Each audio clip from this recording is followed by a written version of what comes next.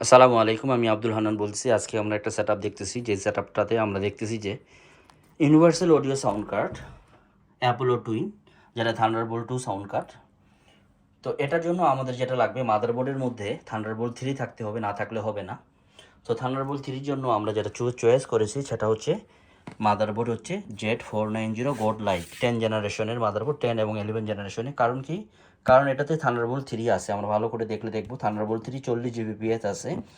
তো থান্ডারবোল্ট 3 এবং type C দেখতে একই রকম। টাইপ সি এবং থান্ডারবোল্ট 3 দেখতে একদম হুবহু সেম, কিন্তু থান্ডারবোল্ট 3-তে যেটাতে আছে সেটা 40 Gbps এবং সেই সাথে সেটা থান্ডারবোল্ট সেকেন্ড জেনারেশনের টাইপ সি এর কাজ করে, সেটা হচ্ছে 10 Gbps, এবং ফার্স্ট জেনারেশনের টাইপ সি এর কাজ করে সেটা হচ্ছে 5 Gbps। মনে রাখতে হবে টাইপ সি থাকলেই থান্ডারবোল্ট থাকবে, ব্যাপারটা এমন না, কিন্তু থান্ডারবোল্ট থাকলে টাইপ সি থাকবে। টাইপ সি এবং থান্ডারবোল্টের কেবেলগুলো একই রকম, কিন্তু থান্ডারবোল্ট কেবেলের কাজ টাইপ সি মানে করবে, কিন্তু টাইপ সি কেবল থান্ডারবোল্ট করবে না। মানে যেই মেশিনে আপনার থান্ডারবোল্ট, যেই হার্ডওয়্যারে থান্ডারবোল্ট আছে, তো সেই হার্ডওয়্যারে কেবলটা যদি 10 Gbps এর হয়, অথচ এই মেশিনটা হচ্ছে 20 Gbps এর বা 40 Gbps এর, তাহলে 10 Gbps এর কেবলটা কোনোভাবেই দিতে পারবে না। তাহলে থান্ডারবোল্টের জন্য থান্ডারবোল্ট কার্ড থাকতে হবে বা থান্ডারবোল্ট বিল্ট ইন থাকতে হবে মাদারবোর্ডে, অথবা আপনার হচ্ছে যে হবে না, অথবা আমরা যেই মাদারবোর্ডে থান্ডারবোল্ট কার্ড লাগানো যায় সেই কার্ড লাগাতে পারি। তো আমি মূলত মাদারবোর্ডটাতে ফোকাস করার কারণ হচ্ছে 2023 সাল, আজকে 2023 সালে এসেও এই মাদারবোর্ডটা 10 জেনারেশনের মাদারবোর্ড বা 11 জেনারেশন, 10 এবং 11 জেনারেশন সাপোর্ট করে এরকম মাদারবোর্ড কেন কিনলাম? কারণ হচ্ছে যে এই 2022-23-এ আসে বাংলাদেশে আসলে এই রেঞ্জের মধ্যে কোনো থান্ডারবোল্টওয়ালা মাদারবোর্ড নাই। এটা হচ্ছে 35,000 টাকা মাত্র মাদারবোর্ডটার দাম, বা 35,000 টাকার আশেপাশে। তো যেইখানে আমরা 12 জেনারেশনের মাদারবোর্ড কিনতে গেলে 60-65 হাজার টাকার নিচে থান্ডারবোল্ট নাই। সেখানে আমরা টাকা বাঁচানোর জন্য 10-11 জেনারেশন নিয়েছি, কারণ এটা মূলত অডিও সেট হবে। অডিও সেট হওয়ার জন্য আমাদের 10-11 জেনারেশন কাফি যথেষ্ট, আর লাগে না। আমার কাছে মনে হয় যে যথেষ্ট পরিমাণে ভালো, আর বাজেটের সীমাবদ্ধতা আছেই। তো আমরা দেখে আসি এক পলকে এটার সাথে আমরা কি কি নিয়েছি। আমরা হচ্ছে যে এক পলকে দেখে আসি যে প্রসেসর নিয়েছি বক্স প্রসেসর মডেল হচ্ছে 10 জেনারেশনের কোর i5 10400। আমাদের বাজেটের সীমাবদ্ধতা ছিল। আমরা নিয়েছি MSI ম্যাক 490 গড লাইক। এরপরে আমরা নিয়েছি ট্রান্সেন্ড 220S 2 TB নিয়েছি, 3500 মেগাবাইটের স্পিড SSD 2 TB নিয়েছি। এই যে আমাদের এটা এবং এটা মিলে 2 TB ট্রান্সেন্ড 220S, কারণ এটা স্পিড হচ্ছে প্রায় 3500 মেগাবাইট বা 3300 মেগাবাইট রিড এবং রাইট, 3300 মেগাবাইট 2 TB এসএসডি, এবং দাম যথেষ্ট পরিমাণের কম। এটা হচ্ছে যে এখন মার্কেট প্রাইস 18,000 বা 19,000 বা 17,500 টাকা, এরকমই দাম প্রায়। হ্যাঁ, তো এত কম দামে 5 বছর ওয়ারেন্টি চেয়ে এর চেয়ে ভালো এসএসডি আমি আর দেখতেছি না বাংলাদেশে, চ্যানেল প্রোডাক্ট।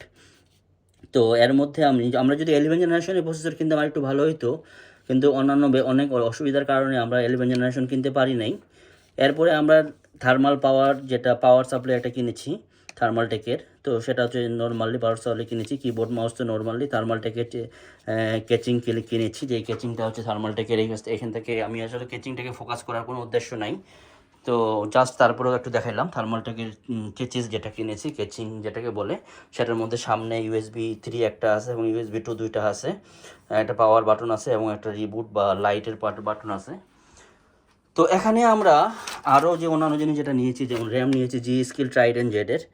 তো যে এটা 16 GB করে বা 32 GB নিয়েছি, এবং গ্রাফিক্স কার্ড নিয়েছি Asus NVIDIA G4 GT 7302 GB DDR5।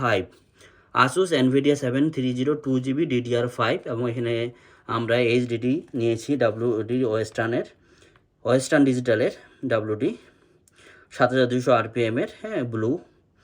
তো চ্যানেল প্রোডাক্ট কিনেছি এটা আমরা। তো মোটামুটি 2 বছরের ওয়ারেন্টি আছে। আর আমরা মনিটর কিনেছি LG-র 22 ইঞ্চি 600, যেটা খুব প্রচলিত একটা মনিটর। সেই মনিটরটা আমরা কিনেছি। এই মনিটরের বক্সটা আমরা দেখে আসি, যে মনিটরের মডেল হচ্ছে যে এই যে 22MK600 মনিটর এটা আমরা। তো আমি মোটামুটি এই মেশিনের A to Z সবগুলোর সাজেশন আমি দিয়েছি। কেন দিয়েছি? কারণ মাদারবোর্ডটা আমাদের থান্ডারবোল্ট লাগবে, যেহেতু আমাদের আগে থেকেই এইখানে যেই আপুর আমি কাজটা করেছি, উনি একজন বিখ্যাত সিঙ্গার। আপনারা ওনাকে নাম বললে চিনবেন, আমি সামহাও নাম বলতেছি না। তো এই আপুর যেহেতু এই সাউন্ড কার্ডটা আছে এই জন্য আমার থান্ডারবোল্ট মাদারবোর্ডটা চয়েস করা। তাছাড়া এই মাদারবোর্ডটা আসলে এত শক্তপোক্ত এবং এত স্ট্রং এবং এত ভালো ফেসিলিটিস আমরা উপর থেকেই দেখতেছি। দেখেন যে এই মাদারবোর্ডটার যে কুলার সিস্টেম থেকে শুরু করে সব কিছু এত ভালো, র্যামের প্রোটেকশন ভালো, গ্রাফিক্স কার্ডের সিল্ড ভালো, পরে এনভিএমই সবগুলোর মধ্যেই ফিচার আছে। এরপরে হচ্ছে যে আমাদের অনেকগুলো পোর্ট আছে, 4টা ইউএসবি 3.2 জেনারেশন 2 পোর্ট, যেটা হচ্ছে 5 Gbps, ইউএসবি 3.2 জেনারেশন 1, এরপরে থান্ডারবোল্ট প্লাগ কাম টাইপ সিও আছে, এরপরে 2টা ইথারনেট কার্ড, ল্যান কার্ড আছে 2টা ল্যান কার্ড। হ্যাঁ, এরপরে হচ্ছে যে আমাদের ইউএসবি আছে 2টা, এই PS2 মাউস অথবা কিবোর্ড লাগানোর পোর্ট আছে, বাকি অন্যান্য যে পোর্ট আছে যে, এরপরে বিল্ট ইন ওয়াইফাই আছে। তো একটা মাদারবোর্ডের যত রকমের ভালো ফেসিলিটিস থাকে এই মাদারবোর্ডটাতে আছে। তো এই মাদারবোর্ডটা যখন প্রথম এসেছিলো তখন বাজারের মার্কেটের দাম ছিল প্রায় অলমোস্ট 70,000 টাকা, কিন্তু সামহাও এখন ইউসিসি বাংলাদেশে এই মাদারবোর্ডটার দাম অর্ধেক করে ফেলেছে। তো এখন যেহেতু 13 জেনারেশন বা 12 জেনারেশনের মাদারবোর্ড চলে এসেছে, তো সেই জন্য হয়তো বা, কিন্তু আমার এই সময় আসেও আমি এই মাদারবোর্ডটা আমার কাছে অত্যন্ত লোভনীয় লাগে। কারণ হচ্ছে ডুয়েল থান্ডারবোল্ট 3 পোর্ট, 2টা থান্ডারবোল্ট 3 আছে। থান্ডারবোল্ট 3 শুধু কার্ড কিনতে গেলেই আজকের মার্কেটে 15,000 টাকা লাগে। তো সেইখানে এই মাদারবোর্ডটা 35,000 টাকায়, তো খুবই খুবই খুবই খুবই লোভনীয় একটা জিনিস। তো যাই হোক, আর এলজির এই 22 ইঞ্চির হচ্ছে 1920/1080 দুইটা মনিটর আমরা হচ্ছে যে কিনেছি, কারণ হচ্ছে যে 2টা মনিটর হলে ভালো হয় যেহেতু বাজেটের সীমাবদ্ধতা আছে। আর হচ্ছে এই মাদারবোর্ডটার সুবিধা হচ্ছে যে এটা হট প্লাগ হিসাবে কাজ করে। হট প্লাগ কি, সাউন্ড কার্ডটা অন করলাম, থান্ডারবোল্টটা আমাদের পেয়ে যাবে। হ্যাঁ, সাউন্ড কার্ডটা অন করেছি, থান্ডারবোল্টটা আমাদের পেয়ে যাবে। হট প্লাগ, এই যে আমাদের থান্ডারবোল্টটা পেয়ে গেল, হট প্লাগ হিসাবে কাজছে। কিন্তু 12 জেনারেশনে যেখানে থান্ডারবোল্ট 4 দিয়েছে, তো মোটামুটি থান্ডারবোল্ট 4 সবগুলাতেই থান্ডারবোল্ট 3 যে অ্যাপোলো সাউন্ড কার্ড আছে উইন্ডোজের মধ্যে হট প্লাগ হিসাবে কাজ করে না। মানে আমি এই যে বন্ধ করলাম না, বন্ধ করার পরে এই সাউন্ড কার্ডটা চলে গেল, এরপরে অন করলাম না, এইভাবে অন হবে না। যেই পর্যন্ত মেশিন না রেজিস্টার দিব সেই পর্যন্ত অন হবে না। তো 12 জেনারেশনে যে এই ঝামেলাটা কেন করেছে আমি জানি না।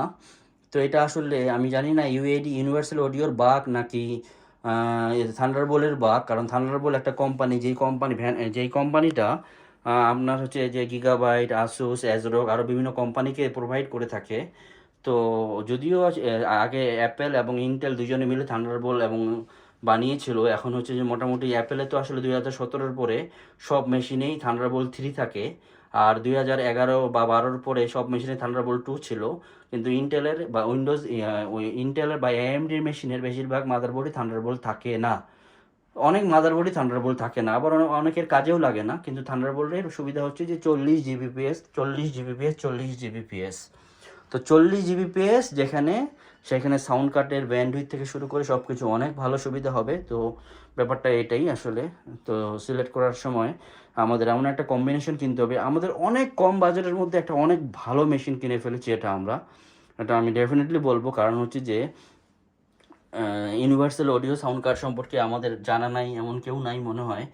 হ্যাঁ, তো বাজারে যত সাউন্ড কার্ড আছে তাদের সবচেয়ে কম লেটেন্সির সাউন্ড কার্ড হচ্ছে ইউনিভার্সাল অডিও সাউন্ড কার্ড। তো এই সাউন্ড কার্ড চালাতে গেলে এটা আবার একটা উইন্ডোজের ভার্সন আছে ইউএসবি 3। তো ইউএসবি 3-র স্পিড হচ্ছে 5 Gbps, সেখানে থান্ডারবোল্ট 3-র স্পিড হচ্ছে 40 Gbps। তো আমরা কেন 5 Gbps নিব? তো সেই ক্ষেত্রে আমি বলবো যে থান্ডারবোল্ট 3 সহ এই মেশিনটা আমাদের নেওয়া ঠিক হবে। তো ধন্যবাদ সবাইকে, আসসালামু আলাইকুম।